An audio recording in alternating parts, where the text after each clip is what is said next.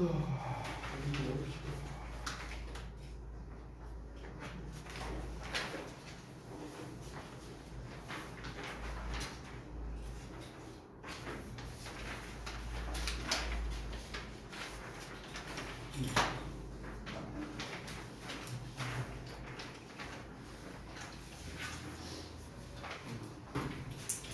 또 질문하시고 검사니까 어떻게 검사 끝나고 가줄게. 네. 같은 거잖아.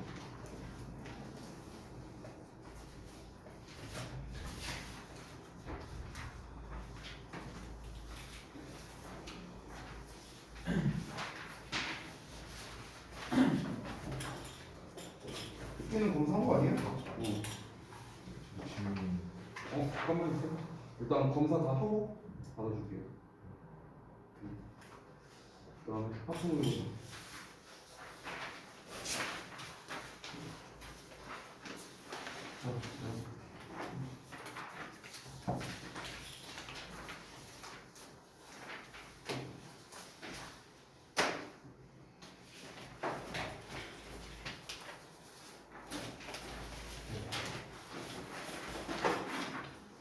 질문할 게 어떤 거예요? 일단 여기서 요거가 분사각이 있는 걸 알겠는데 이게 운동 수동 관계를 못 찾겠다는 음수동 관계를 찾으려면 일단 해석을 해봐야 되는데 데이가 누군지 일단 알아요. 내가 방법을 알려줄 테니까 답은 너가 찾아봐. 일단 첫 번째로는 얘가 하는 거냐 얘가 되는 거냐를 따져야 되려면 일단 얘가 누군지 먼저 알아야겠지. 그래서 데이가 누군지를 찾아야 되겠지. 첫 번째. 두 번째로 기부 같은 단어는 보통 사형식으로 많이 쓰인단 말이야. 그래서 능동이면은 뒤에 목적어가 두 개 나오고 수동태면은 두 가지 버전이 나와. 수동태면은 이제 얘 버전 수동태도 있고 얘 버전 수동태도 있잖아. 만약 얘 버전 수동태면은 뒤에 목적어가 나오고 만약에 요놈 버전 수동태라면은 to 명사 이렇게 나와요. 됐어? 그래서 이거를 일단은 알고 있으면은 좀 더 풀기 수월하겠지. 그래서 이거 두 가지를 적용해서 문제를 풀어야 돼요. 그래서 내가 매번 알려주는 것처럼 시작 지점, 끝 지점 어디냐? 끝 지점 어딨어? 끝 지점까지 체크를 해보고 일단 여기서 데이가 가리키는 바가 뭔지 일반적으로 데이가 가리키는 거는 이제 주절의 주어랑 똑같은 경우가 많이 있어요.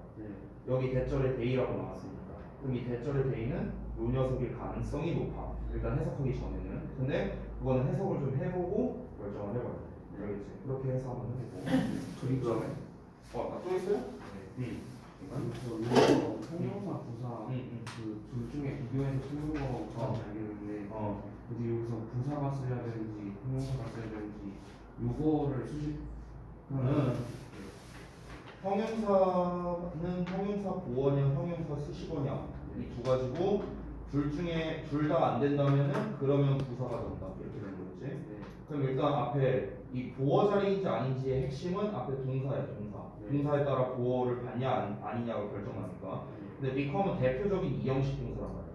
뭐뭐가 되다. 그래서 뒤에 relevant라는 형용사 보어가 나와 있어. 그럼 뒤에 보어 나왔으니까 일단 얘 탈락이고 이미 보어가 있으니까. 수식어를 쓰려면 명사를 꾸며줘야 되는데 앞뒤에 명사가 없어. 그럼 얘도 탈락이니까 자연스럽게 부사가 정답. 됐어? 그다음에 3번으로 지금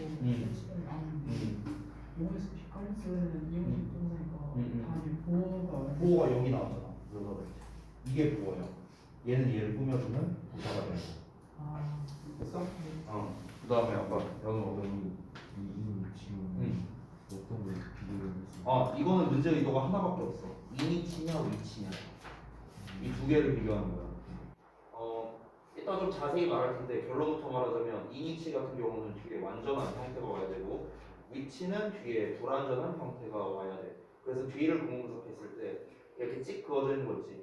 이거는 뒷부분은 볼 필요 없어. 다 부연 설명하는 거야. 요것만 보면 돼. 이 리브스만 보면 돼. 근데 리브라는 동사가 살다라는 뜻이잖아. 살다. 잘 봐. 이 살다라는 말에다가 을르를 넣어봐. 뭐뭐를 살다. 말이 돼 안 돼? 말이 이상하지. 그럼 을르를 붙였더니 말이 이상하다는 거는 을르에 해당하는 즉 목적어가 올 필요가 없다는 뜻이에요. 즉 그래서 얘는 목적어가 필요 없는 자동사라는 뜻이에요. 자동사. 즉 여기에서 그냥 문장이 끝났다. 뒤에 목적어가 안 와도 된다. 그럼 완전하다, 불완전하다. 완전한 거지. 그러니까 이닝치가 문제를 적는 거야. 됐어? 저기 데스크에 있어. 현대 혹시 있어? 이 문제 같은 경우는 일단 동사 자리냐 아니냐부터 일단 시작을 해. ing잖아. 그럼 기타가 아니야. 그러니까 동사 자리로 시작하는 거야. 동사 자리.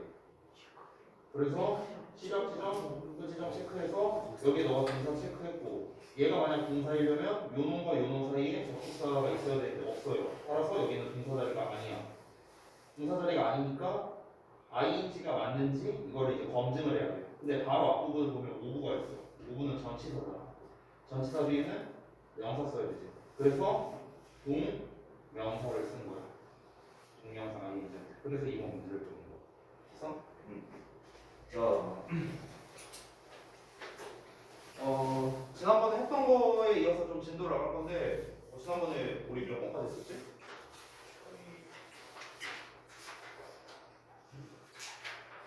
33번까지 그래요?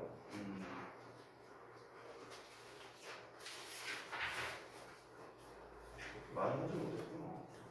일단 하기 전에 앞서서 다음 주부터 이제 내신 대비를 하기 때문에 그 내신 대비 관련된 거 이제 뭐 자료도 좀 줘야 되고 그리고 이제 그 내신 대비에 대한 뭐 일정이라든가 이런 거를 좀 먼저 공지를 하고 시작을 할게요. 자 일단은 자료 먼저 줄게요. 영어로 다 같이 드리겠습니다. 자 이제 여기 그리고 이제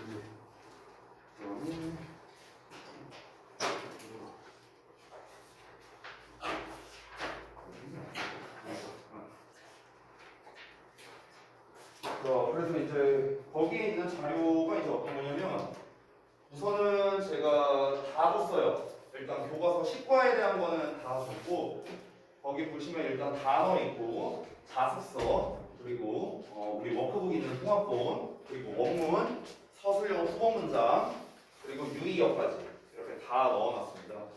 내가 이제 이따가 오늘 아까 내가 카톡을 단톡방에 보냈던 걸로 기억하는데 다음 시간에 이제 테스트를 뭘 볼 거냐면은 단어 테스트 볼 거고 유의어도 볼 거예요. 첫 시간부터 알겠죠? 알다시피 유의어 같은 경우는 뜻만 시험 볼 거고 그 다음에 나머지는 원래 단어는 이제 우리 원래 보던 대로 볼 거다. 올스타즈는 이제 시험을 안 볼 거고 다음 시간부터 그리고 듣기 숙제도 일단 3입니다. 다음 주부터는 내신 대비가 시작되기 때문에 시간표는 지금 현재 오는 거랑 똑같아. 월요일날 너네가 7시 반까지 등원이었지. 그리고 수요일날은 자승미 테스트하는 날, 그래서 8시 반까지 등원이었고, 그리고 금요일날은 이제 오늘처럼 6시까지 오면 된다. 그 시간도 내가 다 공지해놨으니까 다시 한번 참고하면 될 것 같아요. 여기서 이제 수요일날 스케줄이 안 되는 사람이 몇 명 있어요. 우리 오늘 결석한 여원이, 성훈이, 그리고 민재까지. 그래서 수요일날 그 스케줄이 안 되는 분들은 목요일날 와서 테스트를 보면 된다. 시간은 똑같이 8시 반이고. 알겠죠? 자, 그래서 뭐 일정에 대한 건 뭐 대략적으로 말씀드렸고, 그리고 첫 시간에 식과에 대한 부분에서 테스트를 바로 볼 거예요. 따라서 내가 진도를 나가지 않은 상황에서 시험을 보는 거기 때문에 그래서 제가 자습서를 미리 준 겁니다. 여러분께서 미리 예습을 해오셔야 돼요. 예습을 해와야 되고 그 부분에서 테스트를 보고 난 다음에 일단 내가 좀 결정을 할 겁니다. 만약에 부분에서 테스트를 봤는데 여러분이 수월하게 시험을 잘 봤다. 그러면은 다음 테스트로 이제 스무스하게 넘어갈 거고요.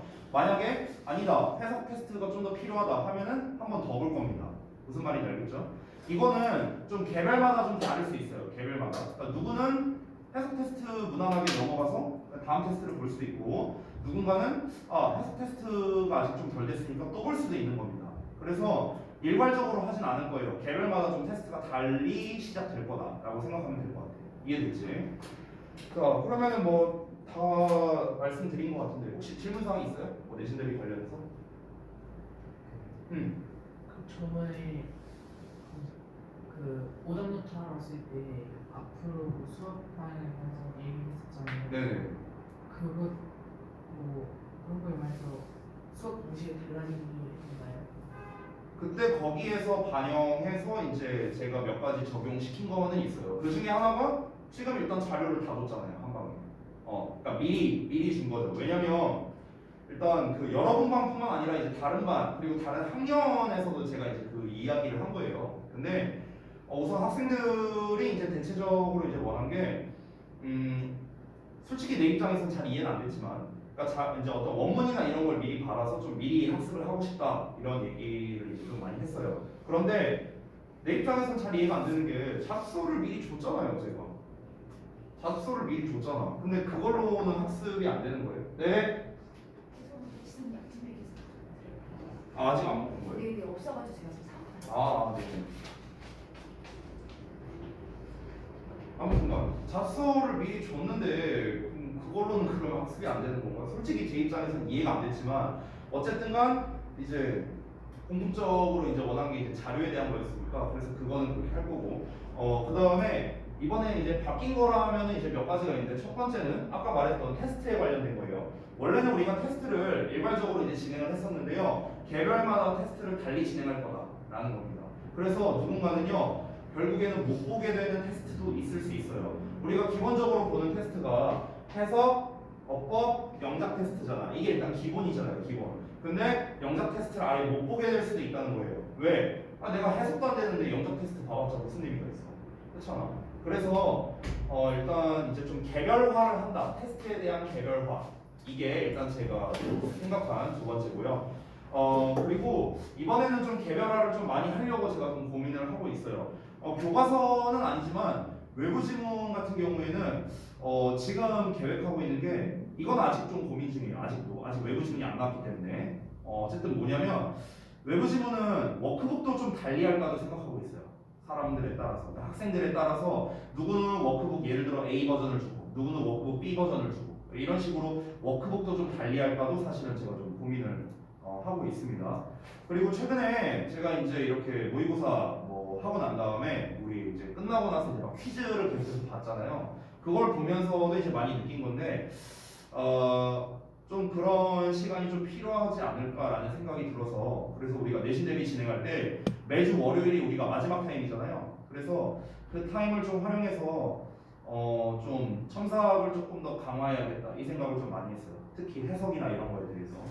지난 시험에서 이제 각자 이제 시험 결과를 받았잖아요. 물론 이번 시험이 좀 어렵기도 했고, 너네 혹시 평균은 몇 점인지 아냐 지금 이번에 영어 평균 점수랑 표준 편차 혹시 알아요?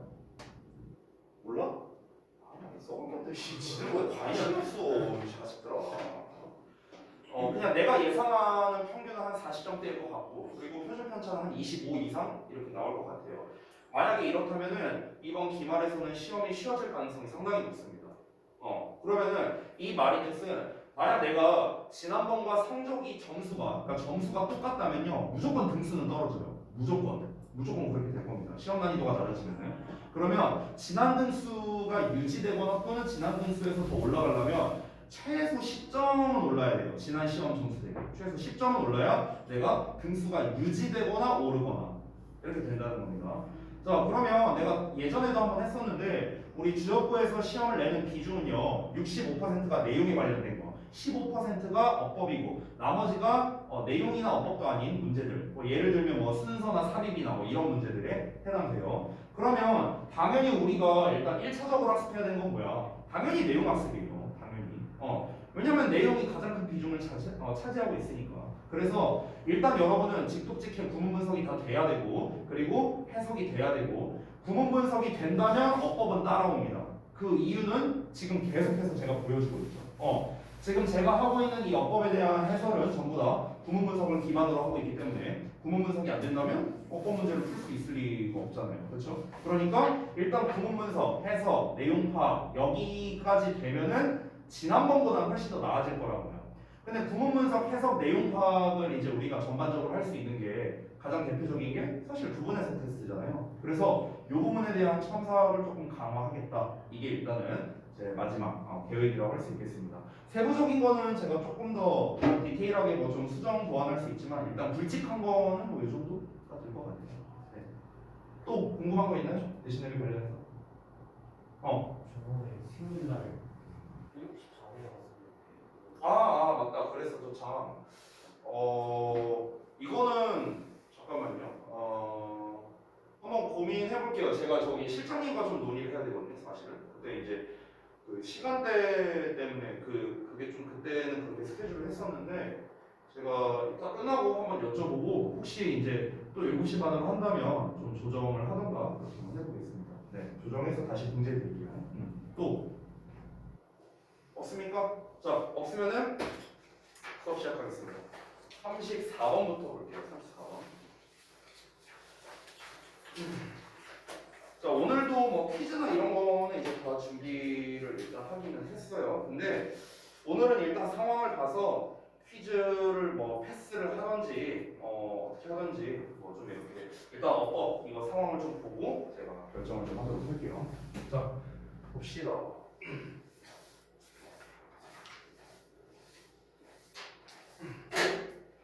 솔직히 말하면 지금 우리 반 입장에서는 저는 퀴즈를 하는 것보다 어법을 오늘 그냥 쭉 하는 게 더 낫지 않을까? 개인적으로는 그런 생각이 들어요. 왜 그러냐면 결국 제가 출제하고 있는 퀴즈는 여러분이 계속해서 최근에 풀어볼 줄 알겠지만 지역고등학교 기조에 맞춰서 제가 계속 출제를 했거든요.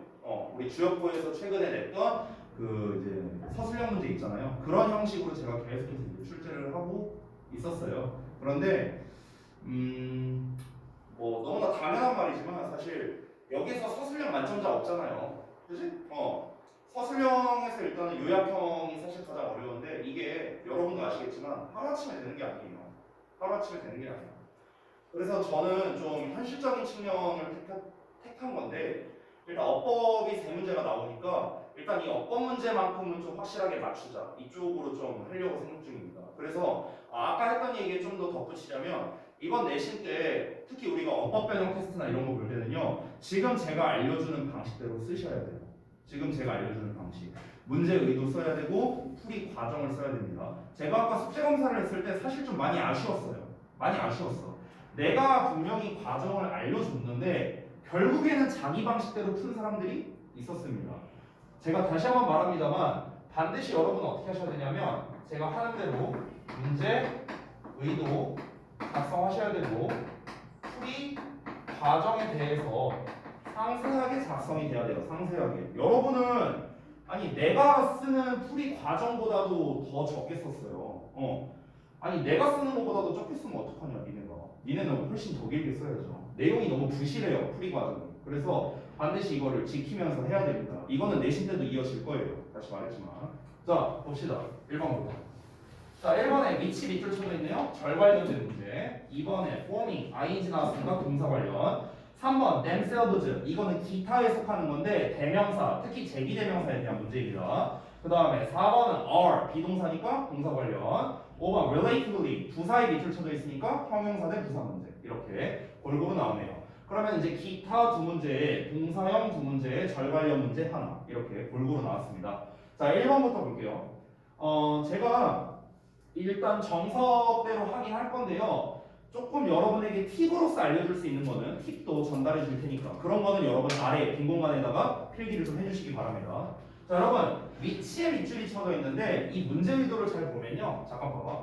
여러분 그 이니치에 밑줄이 딱 쳐졌을 때랑 위치에 밑줄이 쳐졌을 때는요. 문제 의도가 달라요. 이건 문제 의도가 달라. 그러니까 예를 들어서 이니치에 밑줄 쳐져 있을 때는 이니치 쓸래 위치 쓸래 문제예요. 이거밖에 없어 문제 의도가. 근데 위치에 밑줄 쳐져 있을 때는 얘기가 좀 달라요. 이거는 좀 종류가 다양해져요. 그러니까 예를 들어서 위치 쓸래 뭐 후 쓸래 문제가 될 수도 있고 아니면 that을 쓸래 문제가 될 수도 있고 what을 쓸래 문제가 될 수도 있고 아니면 이니치 쓸래 문제가 될 수도 있고 이게 종류가 다양하다는 거야. 그래서 그러니까 밑줄에 따라서 문제 의도가 달라진다는 거야. 다시 말하지만 얘는 그래서 쉬워요. 왜냐면 문제 의도가 명확하니까 우리가 푸는 것도 되게 간단하지만 위치 같은 경우는 문제 의도가 굉장히 다양하다는 거야. 그래서 우리가 어떤 하나로 특정 지어서 문제를 풀면 안 되는 거예요. 여러분이 1번과 같은 문제를 풀 때 가장 큰 문제가 뭐냐면은 앞에 콤마 나왔네? 계속적용법이네? 얘 맞지? 이렇게 풀어버린다고. 이렇게 푸는 거는요. 설령 정답이 맞아도 10점짜리 풀이 방식이에요. 100점 만점에.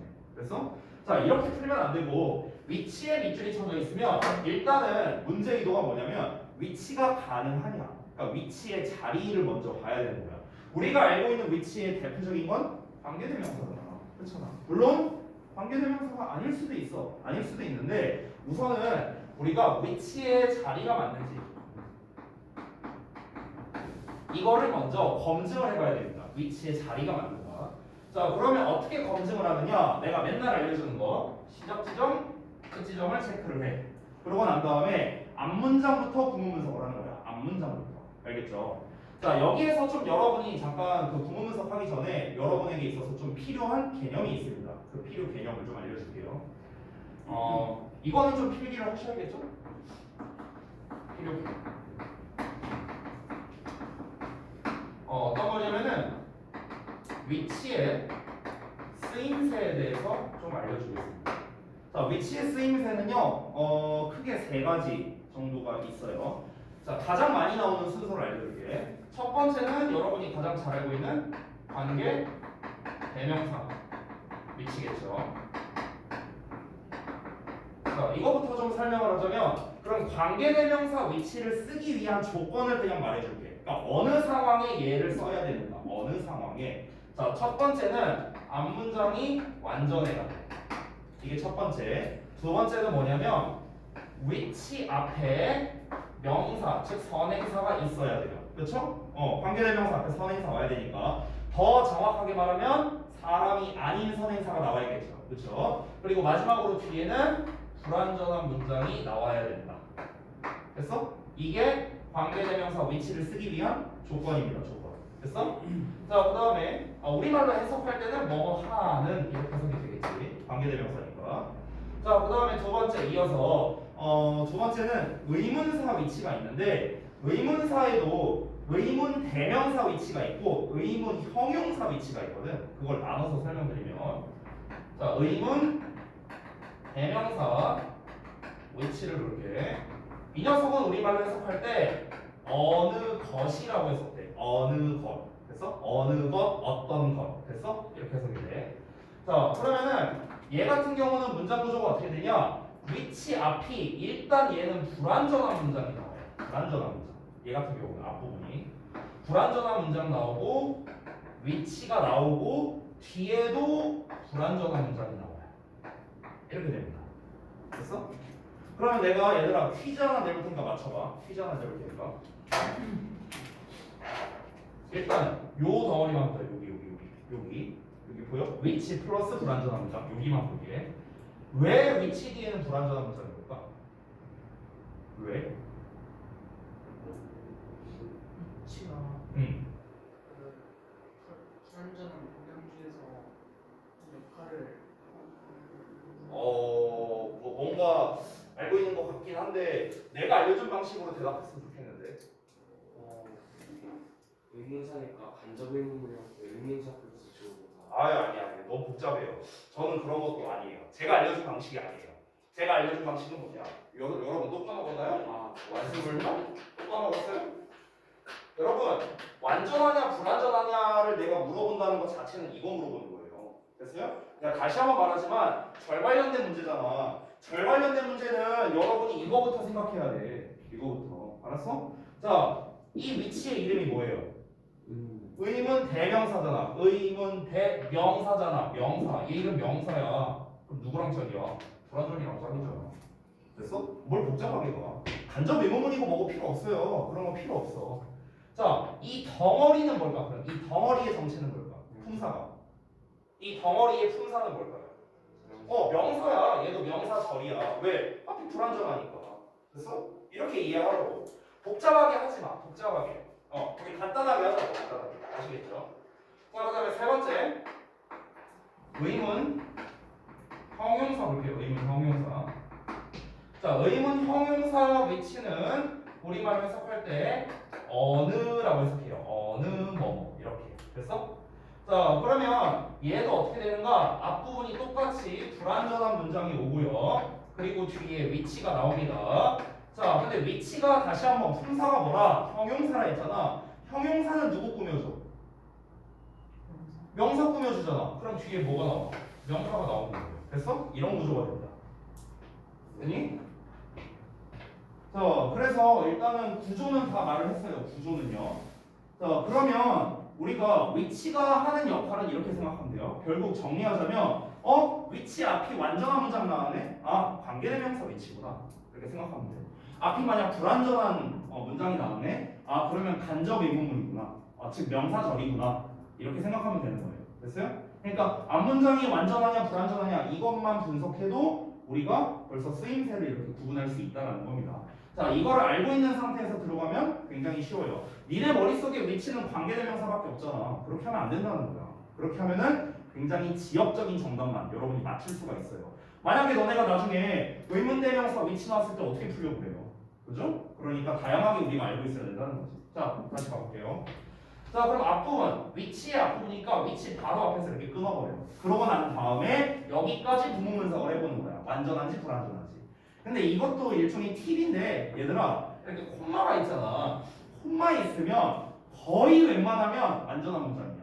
거의 웬만하면. 알겠지? 그래도 혹시 모르니까 한번 분석을 해보자. 주어 나왔고 동사 나왔고 그 다음에 여기 slow 보어 나왔어요. 자 그럼 여기까지는 일단 완전한 문장이에요. 맞죠? 주어 동사 보어 나왔으니까 이거 수식어는 필요 없으니까 빼버리고요. 자 그 다음에 여기 투부정사 나왔고 투부정사는요 그냥 여기에서 얘를 수식하는 형태로 쓰인 것 뿐입니다. 자 그 다음에 and라는 놈이 나왔고 tend to 동사원형 나왔어. tend to 동사원형 이렇게. 자 그럼 여기에 나와 있는 tend랑 여기에 있는 is랑 이렇게 짝이 되는 거죠. 됐어? 자 그럼 여기까지 어떻습니까? 완전한 문장이다. 선생님 float의 목적어가 없는데요? 라고 말할 수 있는데 float는 원래 목적어를 안 받아요. 둥둥 떠다니다 뭐뭐를 떠다니다가 아니라 그냥 지가 떠다니다 자동사예요. 자동사. 따라서 앞부분이 완전한 문장이니까 여기는 수식어 자리가 되겠고 즉 이 위치는 관계 대명사겠구나 라는 걸 우리가 봤습니다. 자 그럼 일단 얘라는 걸 확인했어요. 그러면 관계대명사니까 뒤에 불완전한 문장이 나와야겠지. 따라서 allows라는 동사만 나와 있으니 불완전한 문장인 것도 확인했습니다. 자 그럼 이제 마지막으로 관계대명사 위치를 쓸 수 있나? 앞이 뭐 이제 선행사가 나왔나? 뭐 이런 거 또는 여기 콤마 있으니까 계속적 용법으로 쓰일 수 있나? 이런 걸 이제 고려를 해야겠죠. 자 당연히 계속적 용법에서 위치는 가능하겠고요. 선행사가 나와야 되는데 앞에 명사가 없는데? float는 명사가 아니잖아요. 둥둥 떠다니다 동사가 동사. 선행사가 없는데 얘가 가능한가? 가능합니다. 왜? 계속적 용법에서는 가능해요. 이건 우리가 중3 때 배우는 건데 관계대명사의 계속적 용법은 앞문장 전체를 선행사로 받을 수도 있어요. 됐어? 그래서 이거는 확인차 한번 해석을 해보겠습니다. 자 해석을 해보면 Plastic is extremely slow. 자, 플라스틱은 매우 느리게 to degrade, 분해가 된답니다. 그러니까 분해가 되는 데 있어서 속도가 매우 느리대요. 그리고 tends to float, 둥둥 떠다니는 경향이 있는데 그러한 것이 allows it to travel in ocean currents. 그래서 해류를 따라서 그것이 떠돌아다니게 허용한다. 이렇게 됩니다. 그럼 여기서 위치가 가리키는 건 뭡니까? 앞에 나와 있는 이 내용 전체를 위치로 쓴 거예요. 이 내용 전체를. 다시 어떻게 된다? 플라스틱이 천천히 분해돼서 둥둥 떠다니는 경향이 있다는 것이 됐어? 둥둥 떠다니는 경향이 있다는 것이 플라스틱을 해류를 따라 이동하게 만든다는 거죠. 됐나요? 그래서 앞 내용 전체를 받는 거기 때문에 역시나 계속적 용법으로 가능하죠. 그래서 1번 문제 될 거. 이렇게 해결하는 겁니다. 자, 그래서 1번 문제가 사실 우리가 어떻게 보면 되게 간단하게 풀 수도 있어요. 아니, 뒤에 동사만 나왔으니까 불완전한 문장이고 관계대명사고 콤마 나왔으니까 계속적 용법이니까 문제 없다. 이렇게 풀어도 돼. 풀어도 되는데 그렇게 풀면은 제가 아까 말했던 이 중간 과정 이런 애들이 빠져버리죠. 그러면 우리가 100% 정답을 맞출 수는 없어요. 높은 확률로 한 70% 정도는 맞출 수 있어. 근데 나머지 30%를 못 맞춰요. 이런 걸 방지하기 위해서 자세하게 한 겁니다. 자세하게. 자, 그 다음에 넘어가서 2번 볼게. 자, 2번은 이제 ing에 밑줄 쳐져 있으니까 이제 동사 관련 어법이 되겠죠. 자, 그러면 문제 의도는 뭐야? 일단 동사 자리로 내가 쓰라고 했죠. 동사 자리. 자, 동사 자리가 맞냐 아니냐로 시작을 해야 돼. 동사 자리. 자, 그럼 동사 자리가 맞는지 아닌지도 역시나 구문 분석을 해야겠죠. 자, 가볼까요? Most plastics 주어 나왔고 여기 breakdown 동사 나왔어. 자, 동사 나왔네. breakdown. 자, 그 다음에 into smaller and smaller pieces 전치사에 명사 나왔고 자, when 다음에 exposed 나왔어. when 다음에 exposed 요 녀석의 정체는 pp예요. pp. 동사가 아니에요. 왜냐면 여기에 주어 동사가 생략된 겁니다. 주어 동사. 그러니까 정확히 말하면은 지금 주어가 얘랑 똑같아서 생략한 거예요. must plastics. 그러면은 A 그 다음에 비동사 are 이렇게 세트로 생략된 거야. 그래서 그러면은 are exposed니까 비동사의 pp잖아. 따라서 수동태죠, 수동태. 그래서 여기가 pp예요, pp. 자, 어쨌든 요 접속사를 기준으로 여기에 또 동사가 나왔죠. 생략돼 있지만. 자, 그 다음에 전치사의 명사까지 나왔습니다. 그럼 여기까지 어떤 문장? 완전한 문장이에요.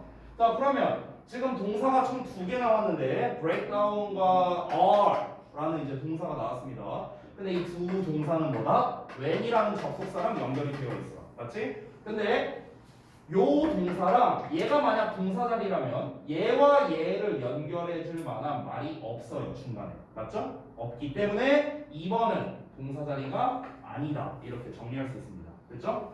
자, 그래서 첫 번째 뭐다? 동사 자리가 아니니까 우리가 준동사를 써야 된다. 여기까지는 알았어. 근데 지금 밑줄 쳐져 있는 형태를 보면은 ing로 나와 있단 말이야. ing는 알다시피 동명사로 쓰일 수도 있고 아니면 분사로 쓰일 수도 있어요. 맞죠? 자, 동명사는 품사가 뭐예요? 이름에 써 있죠. 명사예요. 분사는 품사가 뭐죠? 형용사예요. 즉 얘는 수식어입니다. 맞죠? 형용사니까. 여러분, 앞이 어떤 문장? 완전한 문장이라고. 그럼 여기 무슨 자리라고? 수식어 자리라고. 그럼 이 ing의 정체는 분사가 되는 거예요. 분사. 그래서 얘 명사니까 얘 탈락이잖아. 됐니? 지금 내가 계속 풀고 있는 방식이 어때? 특별한 게 아니에요. 저 그냥 완수불명이랑 구문문석으로 푸는 거예요. 해석도 안 하고 있어요 지금. 맞지? 자, 봐.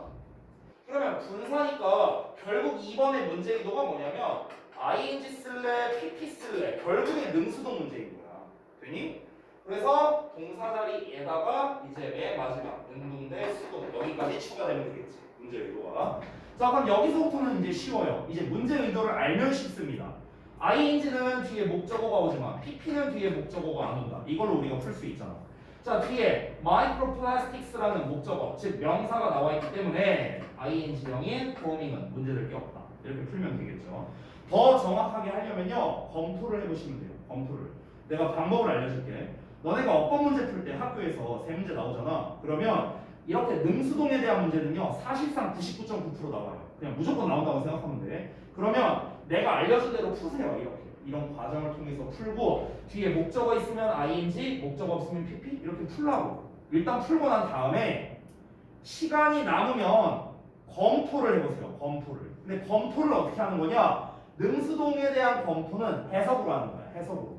ing는 하는 거고 pp는 당하는 거잖아. 그러니까 검토를 할 때는 해석을 해본다. 자, 그러면 검토를 한번 해볼게요. 진짜 ing가 맞나? 한번 해석해 봅시다. 자, 그러면 most plastics부터 한번 해석해 볼게. 대부분의 플라스틱은 break down, 이제 분해된답니다. into smaller and smaller pieces. 점점 더 작은 조각으로 분해가 된대요. When exposed, 노출될 때 to ultraviolet. 자, 그래서 UV는 이제 자외선이죠. 그러니까 자외선에 노출될 때 forming microplastics, 미세 플라스틱을 형성하면서. 그러면은 미세 플라스틱을 형성하는 거잖아. 미세 플라스틱을 형성하다. 뭐뭐를 뭐뭐하다. 하다로 해석되죠. 하다. 따라서 능동형 문제될 거 없다. 이렇게 검토를 했습니다. 자, 2번도 문제될 거 없었고요. 자, 그 다음에 넘어가서 3번 볼게. 3번은 자주 나오는 유형이 아니죠. 제기대명사의 밑줄 쳐져 있기 때문에 요 녀석은 이제 좀 기타에 속하는 거라 문제 의도가 좀 명확한데요. 문제 의도가 얘는 둘 중에 하나입니다. 둘 중에 하나. 일단은 그 제기대명사 문제잖아. 제기대명사 문제는 문제 의도가 두 개예요. 이렇게 셀프나 셀브즈에 밑줄 쳐져 있으면 문제 의도가 두 개밖에 없어요. 첫 번째는 뭐냐면 스위치야. 즉 themselves 쓸래 아니면 itself 쓸래 이렇게 스위치 문제를 물어볼 수 있고요. 두 번째는 뭐냐면 제기대명사 쓸래 vs 인칭대명사 쓸래 문제입니다. 즉 themselves 쓸래 아니면 them 쓸래 이런 문제가 되는 거야. 그러면 보통 시험에는 뭐가 많이 나오냐면요. 얘가 압도적으로 많이 나와요. 제기대명사와 인칭대명사. 즉 them이냐 themselves냐. 이게 훨씬 많이 나옵니다. 자, 그러면은 이거는요. 풀이 과정을 좀 알려줄게요. 여기에서 일단 중요한 건 해석이 필요합니다. 자, 우선 여러분이 이 문제를 풀려면 뭘 알아야 되냐면 언제 제기대명사를 사용하느냐를 알아야 돼요. 이 제기대명사를 대체 사용을 해야 되느냐, 어느 상황에 쓰는 거냐? 간단합니다. 어떤 거냐면 의미상 주어와 목적어가 똑같을 때 사용합니다. 의미상 주어와 목적어가 똑같을 때. 근데 이제 여러분 입장에서는 아니 의미상 주어라는 말이 좀 헷갈릴 수 있어요. 자, 의미상 주어라는 게 뭔지 알려줄게요. 니네가 의미상 주어란 말을 제일 많이 듣는 건 투부정사 배울 때거든요. 뭐 앞에 for 목적격이니 오브 목적격이니 뭐 이런 거 할 때 배우잖아. 내가 말하는 의미상 주어는 그게 다가 아니에요. 그게 다가 아니고 여러 가지 케이스가 있어. 자, 예를 들어서 만약에 평범한 주어 동사 목적어 이렇게 평범하게 문장이 나왔어. 그러면은 이 경우에 이 녀석의 의미상 주어는 당연히 문장 주어가 되겠죠. 이 둘이 똑같으면 제기대명사 쓰는 거예요. 이 둘이 다르면 인칭대명사 쓰는 거고. 알겠죠? 예를 들면 이거야. 예를 들어서 만약에 he loves himself 이렇게 썼어. 그럼 그가 그 자신을 사랑한다가 되는 거야. 둘이 똑같은 인물이 된다고. 근데 만약에 여기서 힘이라고 썼어. 그럼 힘이라고 썼다는 건 무슨 뜻이야? 얘랑 다른 사람이라는 거예요. A라는 남자가 B라는 남자를 좋아한다. 약간 게이간데요. 어쨌든 이렇게 된다는 거야. 의미가. 알겠지? 자, 그러고 이건 이제 기본형이고 약간 업그레이드를 해보자면 예를 들어 오형식 구조라고 쳐볼게. 그럼 여기 오형식 목적격 부어 자리에 막 투부정사 이런 거 많이 나오잖아. 그럼 여기에 투부정사를 썼고 이 투부정사의 목적어가 또 나올 수도 있겠죠. 자, 이런 상황이라고 쳐볼게. 그러면 이놈의 주어는 누구냐는 거야. 여기가 만약에 뭐뭐 셀프라고 썼어.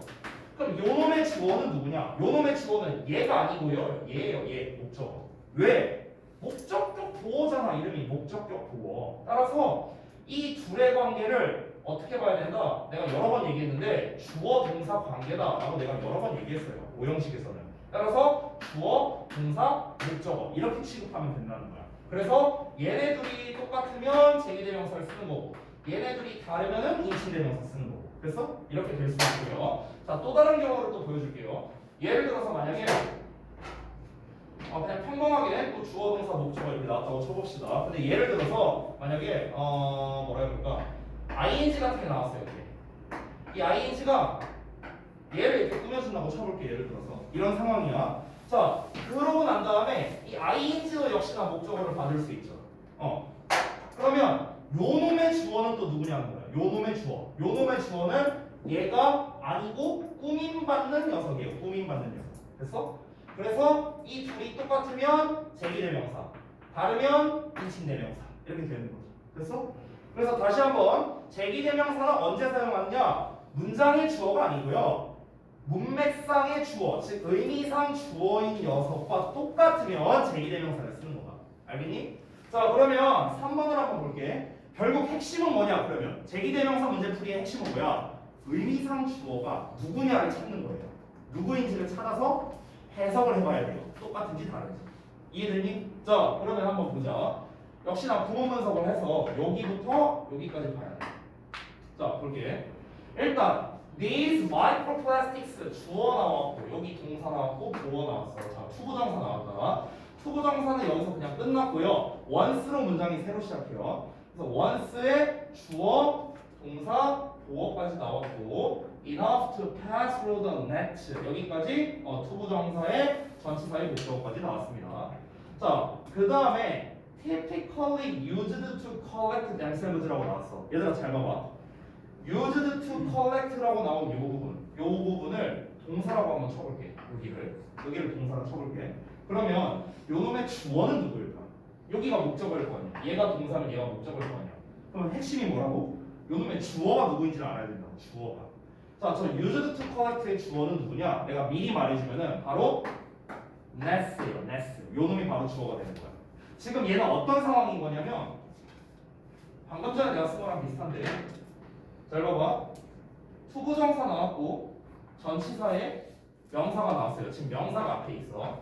명사가 앞에 있는데 used to 동사 원형 어쩌고 어쩌고가 얘를 이렇게 꾸며주고 있는 상황이에요. 됐어? 이 used는